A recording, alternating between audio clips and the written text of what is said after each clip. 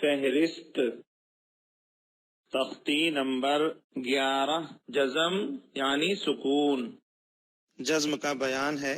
جن حروف میں قلقلہ ہوتا ہے وہ 5 حرف ہیں: قاف، تا، با، جیم، دال۔ ان کو اگر اکٹھا بولا جائے تو وہ قطب جدن ہوگا۔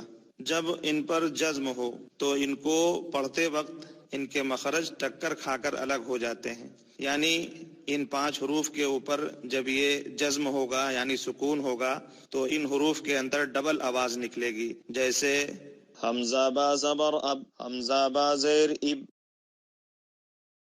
جیم قاف پیش جق، امتحان، باشین زبر بش۔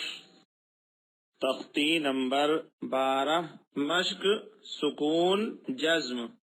تختی نمبر 13 تشدید۔ فہرست تختی نمبر 26 اجرائے قواعد۔ تختی نمبر 27 کلمات اسلام۔ اذان و اقامت کے کلمات: اللہ اکبر، اللہ اکبر۔ اذان و اقامت کے کلمات: